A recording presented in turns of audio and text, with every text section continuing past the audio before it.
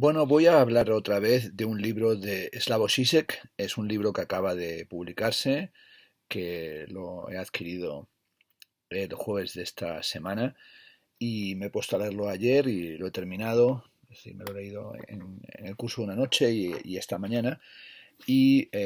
como hago siempre, me gustaría pues hablaros un poco de él. El título es El coraje de la desesperanza, crónicas del año en que actuamos peligrosamente. Se trata de uno de los libros de Zizek que pertenecen a esa parte de su trabajo teórico que tiene que ver con lo que llamaríamos las intervenciones puntuales, es decir, aquel conjunto de escritos de Zizek que no tienen la amplia elaboración filosófica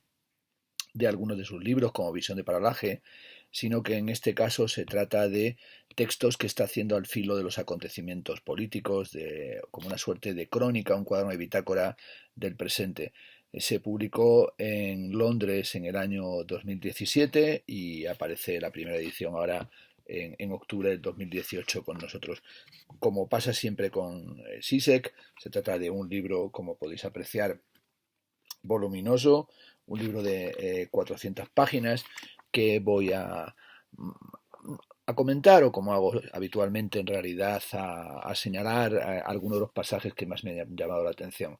El primero de la introducción se titula V de Vendetta, segunda parte, y sobre todo, bueno, lo que trata aquí de plantearse es cuál sería la situación de un régimen social que surgiera de la transformación rebelde o revolucionaria, cómo sería el día después, es decir, cómo sería la segunda parte de V de Vendetta una vez que ha caído el régimen tiránico y las fuerzas de la insurgencia, de la insurrección, han acabado con ese sistema y tienen que instaurar algo o tienen que vivir a partir de algún sistema que ordena la vida cotidiana de alguna forma. Zizek encuentra el título este de El coraje de la desesperanza en una entrevista que se le hizo a Giorgio Agamben, en la que Agamben decía que el pensamiento es el coraje de la desesperanza, y para él, en cierta medida, aquello que le mantiene en una posición de coraje no es otra cosa que las lecciones del comunismo o lo que el comunismo podía suponer para el presente. Este extenso libro, constituido por intervenciones que ha ido publicando en algunos periódicos como The Guardian, que a veces se publican también en España, habitualmente en el diario El Mundo, lo que trata es de responder a las cuestiones candentes del presente y también al conjunto de críticas que se vienen a lanzar sobre o contra las posiciones de Slavoj Žižek. Pero fundamentalmente lo que le interesa es describir en qué tipo de situación, en qué tipo de sociedad vivimos, habitamos y cuál es el tipo de catástrofe que afecta a la propia condición de la democracia contemporánea y del sistema capitalismo en el que nos encontramos inscritos, del que no encontramos o en el que no parece que exista aparentemente ninguna salida. Bueno, como digo, en la página 18 nos dice que estaría dispuesto a vender incluso a su madre a unos tratantes de esclavos para ver V de Vendetta segunda parte, para tratar de ver qué es lo que ocurre con el pueblo una vez que obtiene la victoria y cómo se reorganiza la vida cotidiana. Esto es lo que le interesa, cuál es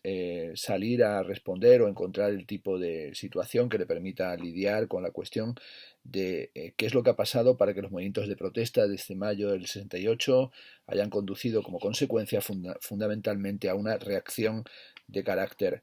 conservador. Es decir, cómo lidiar con este capitalismo contemporáneo en el que los tecnólogos o los tecnófilos, la gente de Silicon Valley, aparecen como los defensores de una suerte de socialismo democrático o de un comunalismo que atiende a las causas aparentemente de los desfavorecidos, pero que mantiene las situaciones de esclavismo a nivel mundial.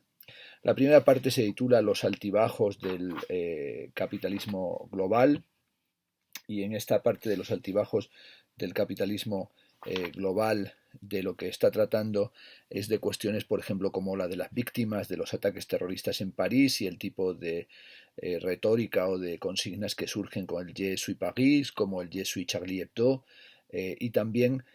cuál es este mundo de la globalización y del capitalismo contemporáneo que Slavoj Žižek considera que ha sido lúcidamente analizado por Peter Sloterdijk. Es significativo como Zizek aquí apoya las posiciones de un Sloterdijk que ideológicamente se encuentra en un ámbito totalmente diferente del propio Zizek, pero eso no es impedimento para que señale que el libro de Sloterdijk sobre el mundo interior del capital sea una muy ajustada descripción de las condiciones del capitalismo global y sobre todo de los sistemas de inclusión y de exclusión de la globalización y cómo esta genera no un ágora de feria de ventas, sino algo que nos separa del exterior y que crea un interior domésticamente confortable y perfectamente o artificialmente climatizado. Bueno, analiza aquí también, por ejemplo, en este primer capítulo, la ciudad de Songdo, esa ciudad de 1 millón de habitantes construida cerca del aeropuerto de Incheon en Seúl, en Corea del Sur, y cómo es en cierta medida la condensación arquitectónica urbana de las ideologías contemporáneas como una ciudad sin alma, como una ciudad marcada por la tecnología, y cómo tiene que ver con esta especie de World Trade Center o como centros comerciales globales que están protegidos por esa cúpula, por esa campana, por ese mundo interior del capital del que habla Sloterdijk, que comenzó en el siglo XIX con el Crystal Palace. Es una cúpula que tiene que ver también con las geoestrategias de las relaciones entre Oriente y Occidente, pero también con la crisis de los modelos emancipatorios de carácter universal y con el ascenso de los fundamentalismos. Hay aquí un subcapítulo en este primero de esta primera parte del libro que se titula La cúpula manipulada, ¿por qué un perro se lame las pelotas? Bueno, que termina este acertijo con la respuesta más cruda, un perro se lame las pelotas porque puede. Analiza también los tratados de libre comercio y cómo la democracia contemporánea en última instancia no es otra cosa que la democracia de los mercados. Estamos como descendiendo en el maelstrom, recordando el cuento de Edgar Allan Poe y cómo el capitalismo global no es otra cosa que una cultura de la excepción que se ha vuelto al final completamente normalizada, cómo estamos avanzando hacia el capitalismo de la nueva esclavización y cómo toda esta dimensión del cogenitariado y del precariado lo que hace es generar unas áreas en el mundo donde se trabaja por un salario absolutamente de miseria y cómo en la época del capitalismo global está surgiendo una nueva forma o formas masificadas de esclavización y cómo hay una clara analogía entre el trabajador precario y el típico consumidor de la televisión, de los programas culturales, donde también se nos ordena, dice, que practiquemos una aparente libertad de elección. Bueno, también analiza el fetichismo de la democracia, de las posiciones globales y sobre todo cómo este poder global del capitalismo contemporáneo no resuelve ningún tipo de contradicción, sino que se mantiene como una especie de ámbito aparentemente reformista, pero que en realidad no cambia ni subvierte las relaciones de producción y por tanto es una política que únicamente sirve como un parcheado reformista de los problemas que salen al paso y que en ningún momento, en ninguna medida son resueltas. Vivimos por tanto en lo que llama aquí Zizek la ilusión democrática, que es la aceptación de esos mecanismos democráticos como si procedieran de un marco que no permite ningún cambio posible y en cierta medida la democracia contemporánea es también la forma en la que ideológicamente se nos convence de que no hay ninguna alternativa. Hay un capítulo que llama Más allá o titula Más allá del capitalismo, en el que trata de analizar qué es lo que sucedió en el siglo XX de la mano del libro de Peter Sloterdijk, cuando analiza la cuestión del antropoceno y la domesticación del ser humano en la civilización de las culturas y cómo se ha ido generando todo este tipo de magmas ideológicos en la que la tarea que se impone con urgencia es la de civilizar nuestras propias condiciones de civilización. Analiza lo que llama comunalismo cooperativo, que es una noción que planteó Jeremy Rifkin, en la que Jeremy Rifkin habla de esta especie de sociedad de rendimiento cero, pero también de la accesibilidad absoluta y sobre todo cuando Rifkin analiza el impacto que tendrá lo que se llama el Internet de las Cosas, esa red de dispositivos físicos y objetuales que conecta todas las cosas y que parece que van a generar una mayor performatividad, pero que tienen que ver con la nueva gestión de eficiencia, la búsqueda de la exactitud y sobre todo la generación de mayores beneficios económicos y todo ese tipo de retóricas y palabrerías sobre las ciudades inteligentes. Como en el libro que ya comenté de la vigencia del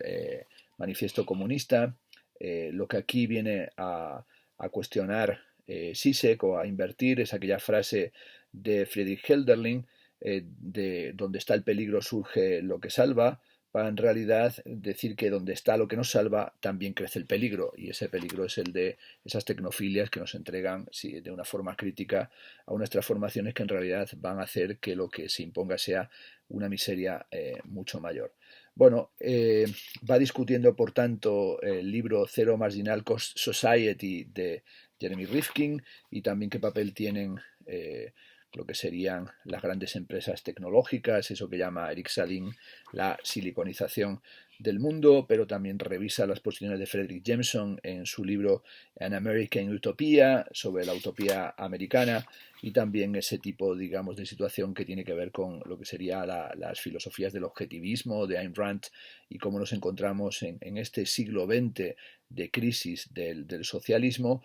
con un destino de un capitalismo que se convierte en este capitalismo tecnofílico, de este comunalismo conectivo, que en realidad lo único que nos conecta es en la mayor de las desesperanzas y en las más absolutas de las precariedades. El segundo de los capítulos se titula Syriza, la sombra de un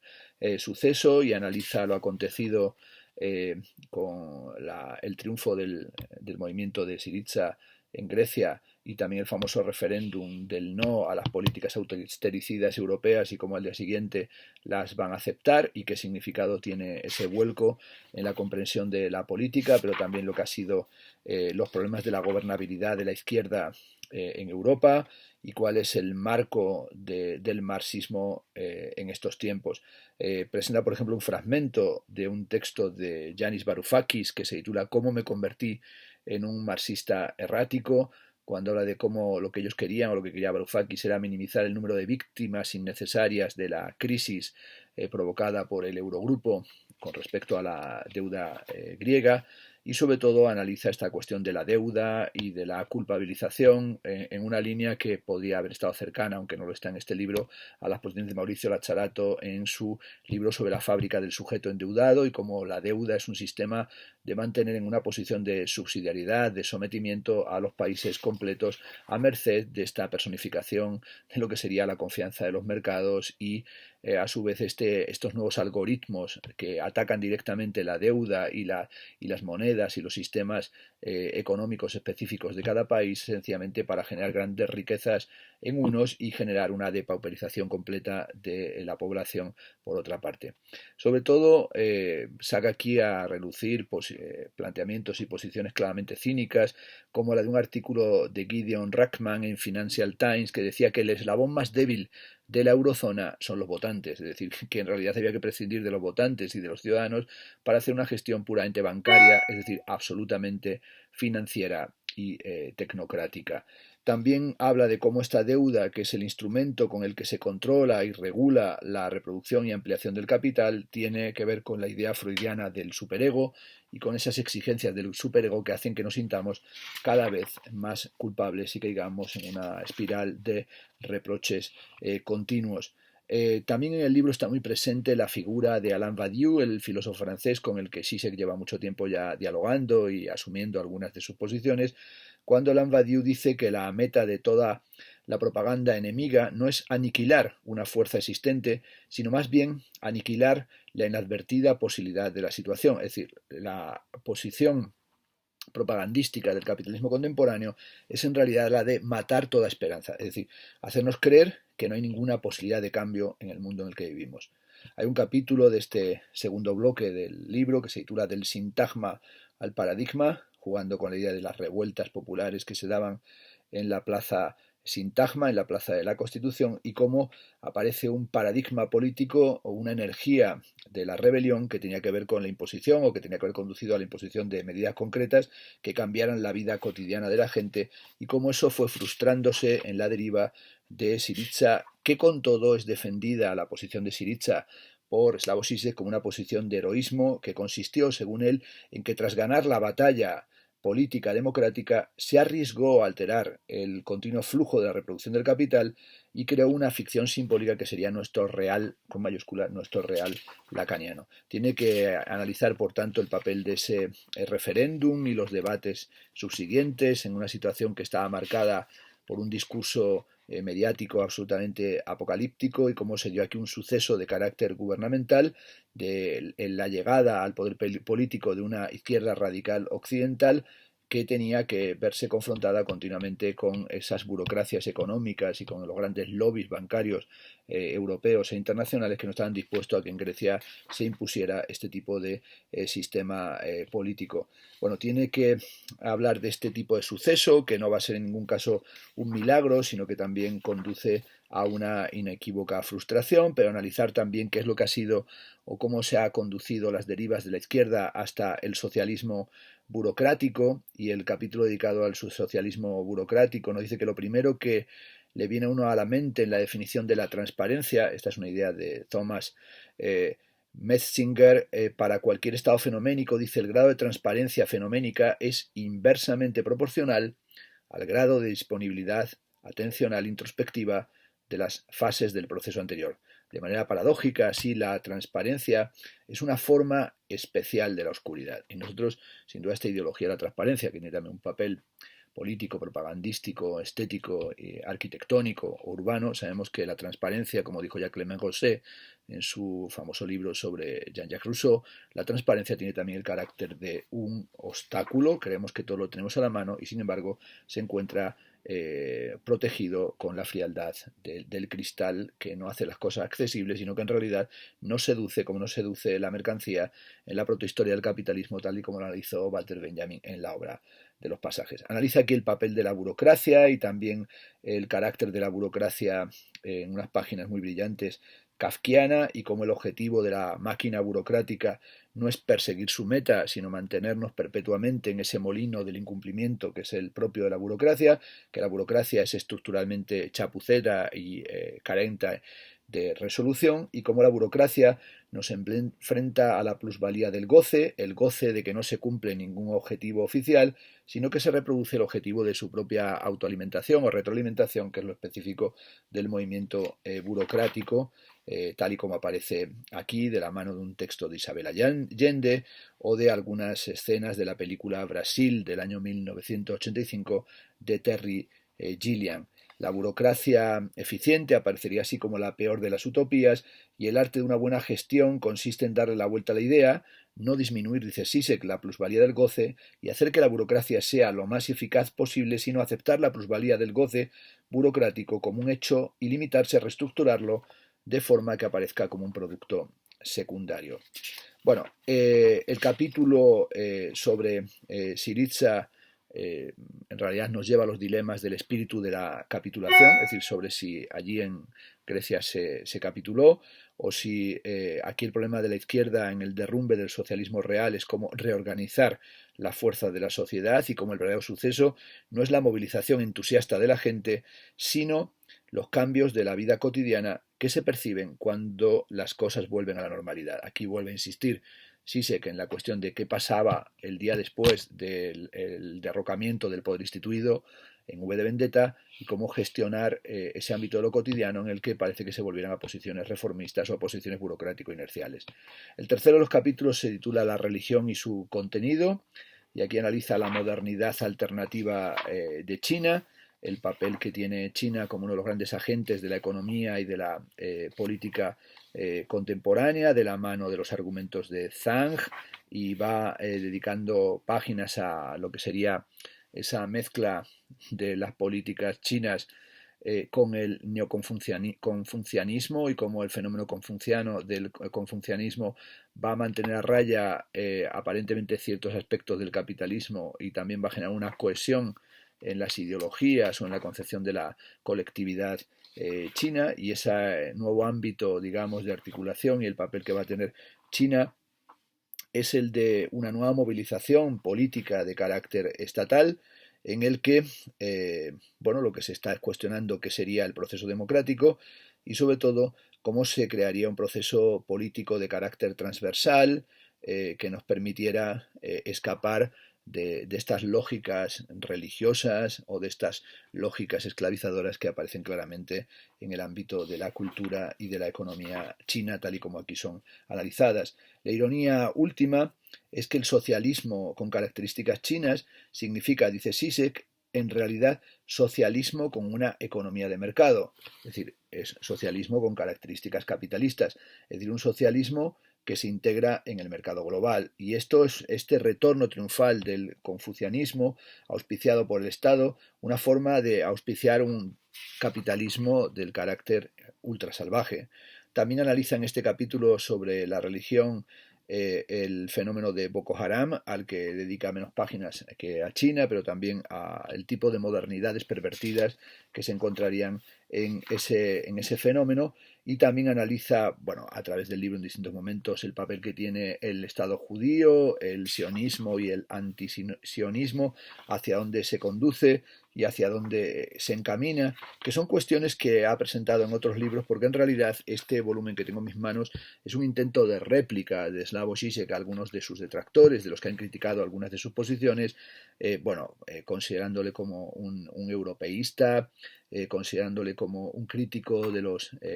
fenómenos de las migraciones, como un defensor de los valores universales europeos, y aquí lo que hace es defender pues esas o criticar esas raíces musulmanas de la modernidad, como se hacen en algunos textos, criticar las teorías o ciertas teorías de carácter multicultural, también analizar qué papel es el que tiene hoy la religión, donde fundamentalmente se apoya o somete a consideración análisis sobre el retorno de la religión en el ámbito de la política, tal y como lo ha analizado Boris Wooden, y sobre todo cuál es el carácter integrador o desintegrador de la propia religión y de las religiones del desierto, y para el que es un ateo, la cuestión sería también cómo propiciar una política de la verdad, una política de carácter universalista que genere una cultura comunitaria que no caiga en esos fanatismos neorreligiosos o de las nuevas teologías políticas. La segunda parte, donde empieza con el capítulo cuarto del libro, se titula El teatro de sombras ideológico y comienza con la cuestión de la amenaza terrorista. Y sobre todo lo que señala es que el terrorismo lo que nos obliga es a tener el valor de pensar o la necesidad de pensar y no solamente dejarnos llevar por las emociones del je suis, ¿no? Del yo soy Charlie Hebdo, el yo soy París, el yo soy Sarajevo, que es esta forma de implicación empática o de protagonismo con respecto a las situaciones de catástrofe, que es realmente algo absolutamente vergonzoso, porque también nos llevaría, por ejemplo, a decir todos somos Baga, Baga, que es aquella pequeña población del noreste de Nigeria, en la que Boko Haram ejecutó a la totalidad de sus residentes, esto es, a 2.000 personas. Toma, por tanto, las reacciones ante el atentado de Charlie Hebdo para ver qué papel tiene la amenaza terrorista en la contemporaneidad y qué tipo de agrupaciones y qué tipo de discursos y posicionamientos políticos genera en torno a sí, y sobre todo utiliza la perspectiva psicoanalítica que está tan presente en todos sus libros para hablarnos de cómo de lo que uno es radicalmente responsable es de la manera en la que goza las cosas, y que el goce significa que nadie es tan solo una víctima, es decir, va a analizar ese papel de la víctima y de lo victimario y de los discursos que en torno a ellos se despliegan. También analiza en este capítulo la cuestión del feminismo colonial y de antifeminismo anticolonial y de cuáles son las posiciones generales del feminismo en nuestro tiempo, y también cuál es el papel de las agrupaciones LGTB más y de todo lo que sería la crítica del heteropatriarcalismo y de la heterosexualidad, que en cierta medida esa crítica se ha vuelto ortodoxa o se ha vuelto absolutamente hegemónica. Y bueno, en este capítulo sobre el terrorismo nos habla también de esta posición de la crueldad excesiva de la vida contemporánea, que lo encontramos en fenómenos de carácter terrorismo político, religioso, reivindicativo, pero a veces en acontecimientos eruptivos e inexplicables, como el de Andreas Lubitsch, el piloto del vuelo de Germanwings, que estrelló su avión en los Alpes franceses y mató a 150 pasajeros, aparentemente porque estaba deprimido o porque quería suicidarse, pero de paso asesinó a un montón de gente, ¿no? Lo que viene aquí a señalar es que no hay ningún potencial emancipador en la violencia fundamentalista y que se trata esta violencia de un fenómeno inherente al capitalismo global, y también va a analizar algunos de los miedos de la contemporaneidad, como es el miedo a los extranjeros, el miedo a los inmigrantes y ese fenómeno de autoculpabilización europea con respecto a los inmigrantes, y también cuál es el papel del emigrante como una especie de nueva utopía de fuerza o de potencial transformador en la sociedad, como si fuera el mítico ejército de reserva del que hablaba Carlos Marx hace ya muchos años. Bueno, lo que sobre todo nos señala aquí es que hace falta un extrañamiento casi brechtiano para generar una experiencia crítico-existencial que nos aparte de los rituales, las costumbres y la retórica habitual. Y la premisa básica, dice él, a la hora de abordar el tema de los refugiados, debería ser, según él, literalmente antihumanista. Es decir, los humanos no son, en general, ni buenos ni malos, sino que son egoístas pervertidos. Incluso cuando parecen sacrificar sus intereses egoístas por una mera o por una meta común más elevada, casi siempre forma parte de una estrategia para conseguir lo que llama Zizek una satisfacción pervertida. La tarea consiste, por tanto, no en idealizar a los refugiados, sino en aceptarlos como son, iguales a nosotros, no en su humanidad, sino en su oportunismo carente de principios y en sus mezquinas perversiones. No cabe duda de que Zizek tiene esta forma de escribir, de pensar, de proceder, de intervenir polémica, o que quiere desplegar el lado obsceno de la ideología, y que en algunos momentos frases concretas le pueden presentar como un misógino, como un homófobo, como alguien que odia, aunque maltrata verbalmente continuamente al otro y especialmente a los extranjeros, pero yo creo que sobre todo es, como dice al comienzo de este capítulo, alguien que en medio de la crueldad del presente lo que reivindica es la necesidad de pensar y no seguir los tópicos, los estereotipos, las retóricas establecidas. El siguiente capítulo se titula Lo sexual no es político, tomando la famosa frase del feminismo de lo sexual o lo personal es político, para analizar lo que llama las trampas de la corrección política, y se mete en otra cuestión muy debatida, y sobre todo analiza aquí pues el triunfo y la aceleración y la gran cantidad de posiciones feministas, y sobre todo la crítica contemporánea de lo patriarcal y de la heterosexualidad, y cómo se va convirtiendo esto en una especie de discurso simbólico de un magma ideológico absolutamente aceptado, y cómo todas esas opciones de la plasticidad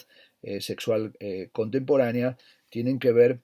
por ejemplo, con debates como sería el debate de los consejos asesores de asuntos multiculturales en la Universidad de Columbia, que están generando activaciones de advertencia en obras de la literatura, del arte, del cine, de la pintura, como las propias Metamorfosis de Ovidio, a las que se consideraría que tienen un carácter preocupante o que tienen un carácter distorsionador de la plasticidad del sexo y de la defensa de las diferencias. Analiza, por tanto, aquí la cuestión de lo políticamente correcto y de los cambios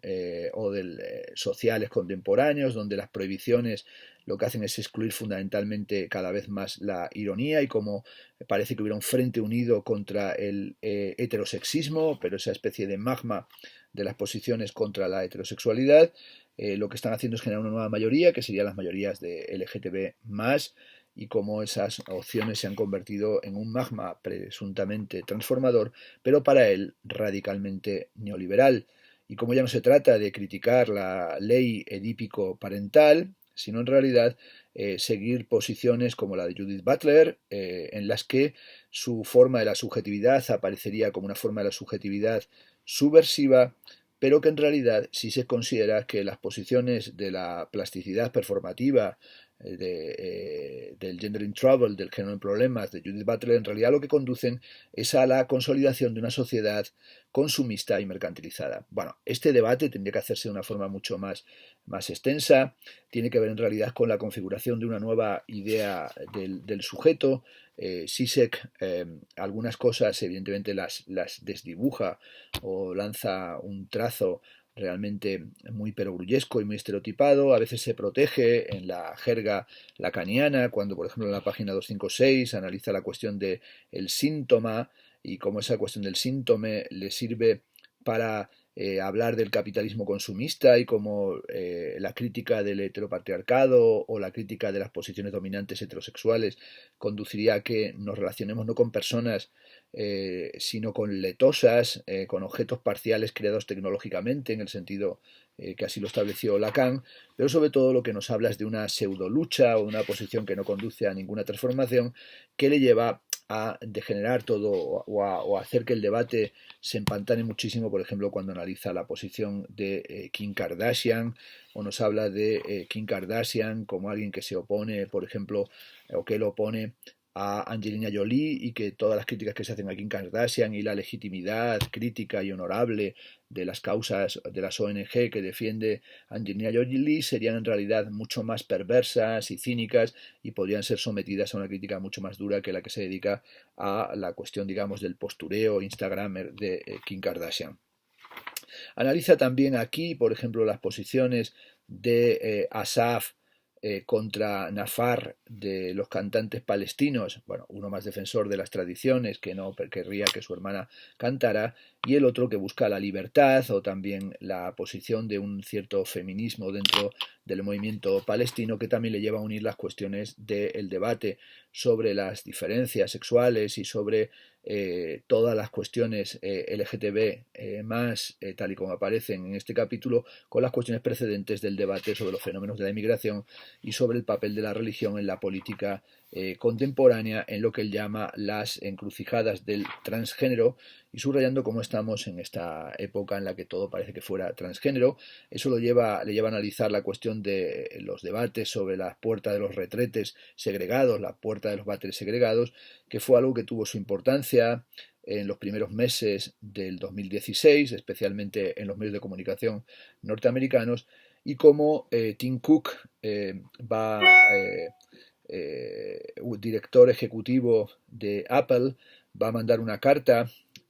firmada también por Mark Zuckerberg en la que traten de salir al paso de la segregación de los retretes y cómo las grandes empresas quieren defender esta política o estos planteamientos revisionistas transgénero, pero nos dice aquí Slavoj Žižek que las grandes empresas suelen mantenerse orgullosamente unidas bajo el sello de lo políticamente correcto, pero no quieren cambiar las condiciones de esclavismo ni del ámbito de la propia producción. Las premisas, dice Žižek, del posgenerismo es que no generan otra cosa que cambios emocionales y cognitivos, pero que no tienen que ver con la emancipación humana, con la emancipación de la sociedad, y cómo en cierta medida la sexualidad no es el objeto de la emancipación, sino que puede ir convirtiéndose progresivamente en su obstáculo. Bueno, va a realizar toda una reflexión sobre el tipo de interpelaciones fallidas en el sentido de la interpelación ideológica altuseriana en este capítulo para tratar de hablar de cuáles son los sistemas de control y de fluidificación de la sociedad contemporánea, cuáles son los antagonismos actuales, si hay un antagonismo universal o si aunque el feminismo viene a decir que se ocupa de las cuestiones de sexo, raza y clase, en realidad olvida siempre la cuestión de clase y la lucha de clases se ha vuelto para sí ser algo aparentemente prohibido dentro del discurso multiculturalista y cómo habría que someter a revisión para esta cuestión para generar una lucha que reivindica Slavoj Žižek como una lucha comunista, una lucha por la emancipación universal que atraviesa cada identidad particular, eso sí, dividiéndola desde dentro. El siguiente capítulo es el que se llama La tentación populista, y si en los anteriores ha analizado bueno, las cosas que habitualmente se le atacan a Žižek, de ser un misógino, un provocador, incluso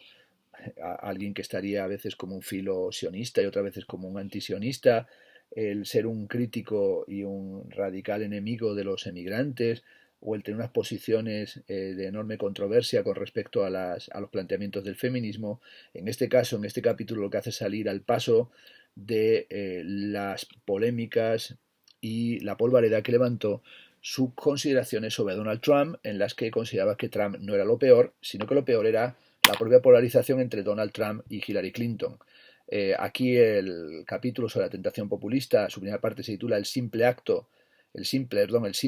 de defecar en público, y como Donald Trump sería como aquel obsceno que decide cagar en público en un salón en el que se está celebrando un cóctel, y lo que viene a analizar es el papel de Donald Trump, que Donald Trump sería como la encarnación más pura de la propia degradación de la vida pública y de la vida política. Trump aparece como alguien que tiene seguidores políticos y que la gente le vota porque parece que fuera el que dice abiertamente lo que hay. Es decir, lo que hace Trump es apoyarse en las tendencias antipolíticas contemporáneas, es decir, en el cansancio absoluto con respecto a la política establecida, y cómo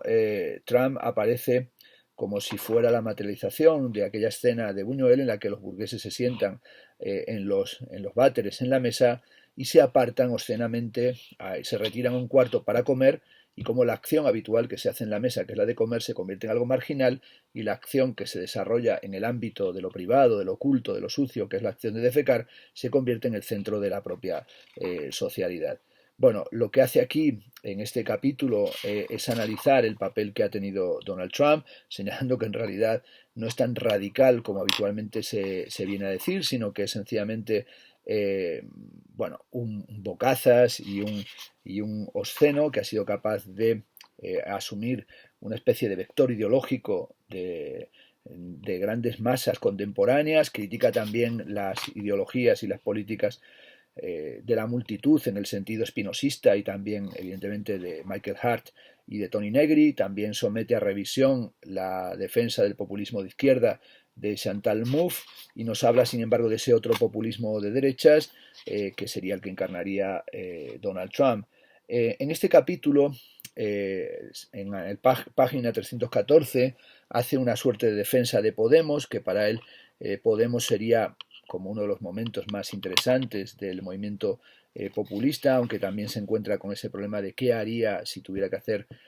frente a la gestión política real, es decir, a tener que empezar a legislar y tener que tomar medidas específicas, que es algo que cuando estamos leyendo este libro en el 2018, pues ya tenemos, digamos, elementos de juicio, porque acaban de firmarse una serie de acuerdos, como todos sabemos, entre Pedro Sánchez y Pablo Iglesias, estos entre el Partido Socialista y Podemos, para establecer distintas medidas, como sería la subida del salario mínimo interprofesional y una serie de medidas de carácter fundamentalmente social, que de momento han llevado a generar una serie de críticas radicalizadas, porque hablan de un comienzo de una crisis económica que va a ser peor que la anterior, que esto va a ser rechazado por Europa porque se vulnerará el límite o la senda del déficit establecido desde la Unión Europea, pero sobre todo lo que señalan es,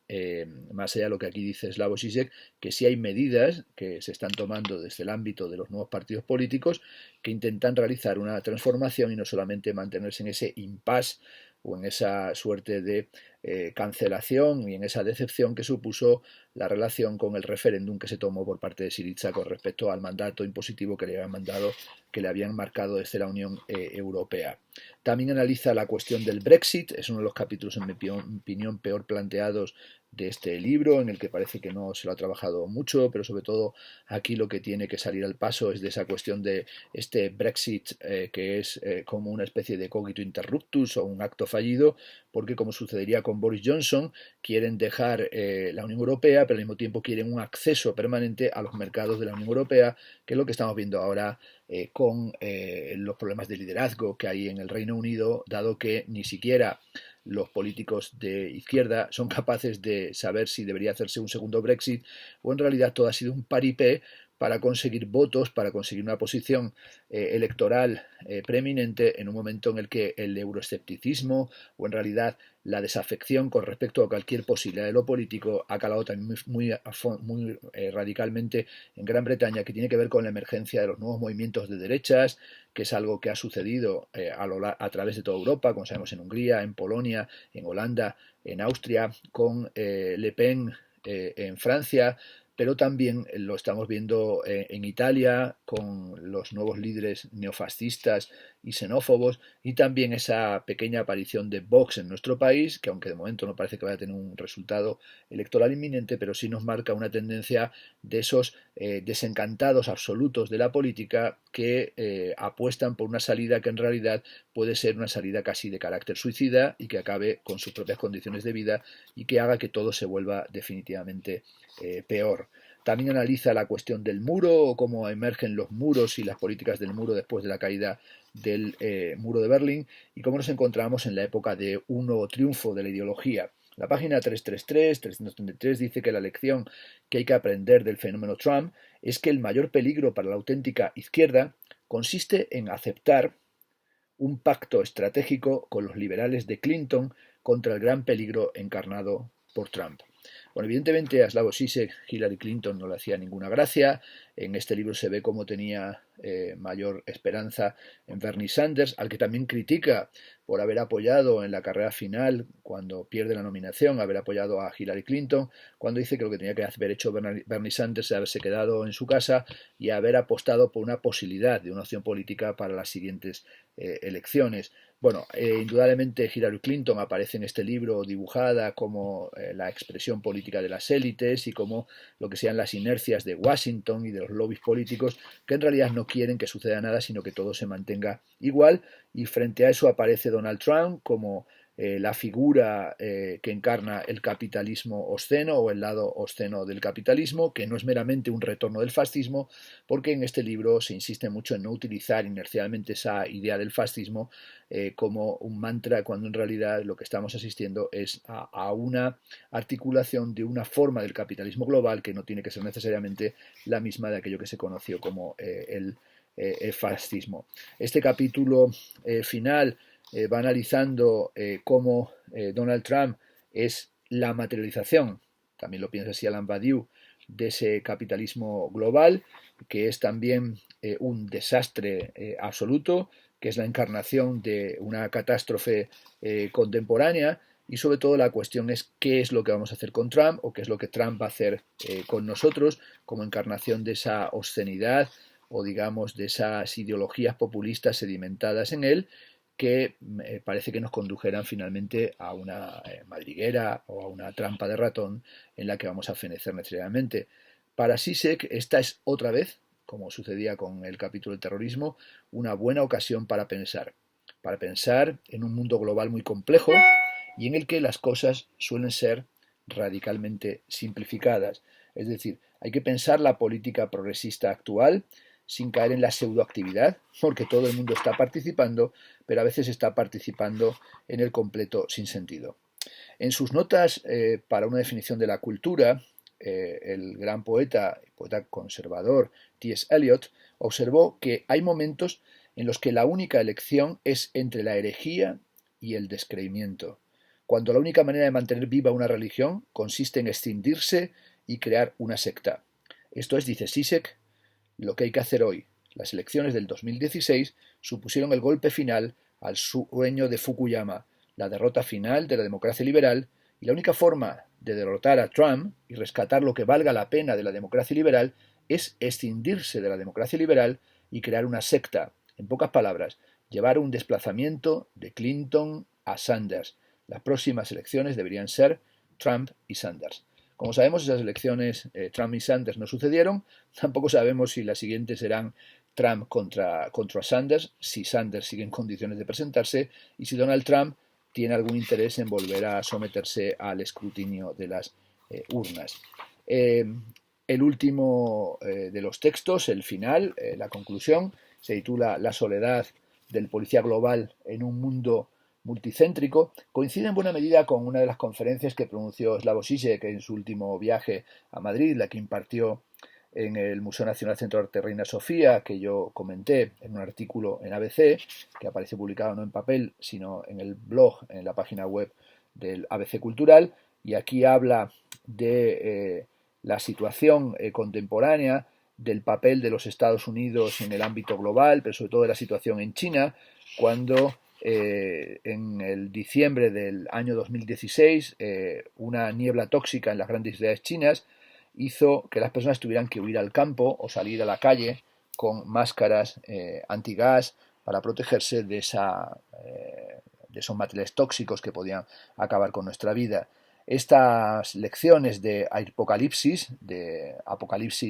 atmosférico, nos hablan de cómo está ante nuestros ojos desplegándose un cambio extraordinario en el que lo imposible se ha hecho literalmente posible, y por tanto el libro lo que termina es hablándonos de la catástrofe contemporánea, también como aquella de la que hablaba en el 2008 la cadena CNN, cuando hablaban de la perdificación de Groenlandia, como el deshielo del casquete polar haría que Groenlandia fuera un sitio en el que se podrían plantar y cultivar verduras durante el año, y como eso que parecía como una utopía ecologista, ¿no? Finalmente en Groenlandia habrá cultivo, en realidad tendría que ver con la propia destrucción del planeta, con la subida del mar y con la destrucción de las ciudades y con la dificultad para vivir en esta tierra que estamos continuamente destrozando. Nos encontraríamos con una catástrofe que ya anunciaba Noemi Klein en su libro El capitalismo del shock, como el capitalismo explota las catástrofes para imponer sus lógicas económicas, y cómo se está produciendo un despertar, a la manera de aquel despertar del que hablaba Sigmund Freud, de aquel padre que se queda dormido y el ataúd de su hijo arde, y de repente el fantasma del hijo retorna para hacerle saber al padre que se está quemando, y esa especie de retorno fantasmal en cierta medida es el retorno del propio planeta enfermo, y este planeta enfermo es el lugar en el que Slavoj Žižek, como el guardián de cierta energía de crítica política, quiere aparecer para señalarnos que se mantiene abierta la gran pregunta, y la gran pregunta es la de si la izquierda liberal será capaz de obstaculizar las protestas, o seremos capaces de ir más allá de este status quo en el que se nos quiere convencer que nada nuevo puede suceder, y que, como decía aquel famoso lema de Margaret Thatcher, no hay alternativa a la izquierda, es decir, que tenemos que mantenernos como los esclavos de un sistema que nos conduce directamente hacia la perdición.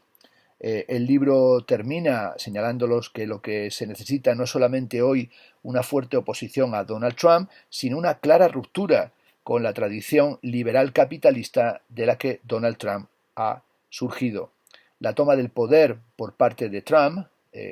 así termina el libro, supuso el fin del mundo liberal, y en cierto momento Marie Le Pen sin duda dio en el clavo. 2017 será el momento de la verdad para Europa. Aislada, dice, atrapada entre los Estados Unidos y Rusia, tendrá que reinventarse o morir. En los próximos años, el gran campo de batalla será Europa, y lo que estará en juego será la mismísima esencia del legado emancipador europeo.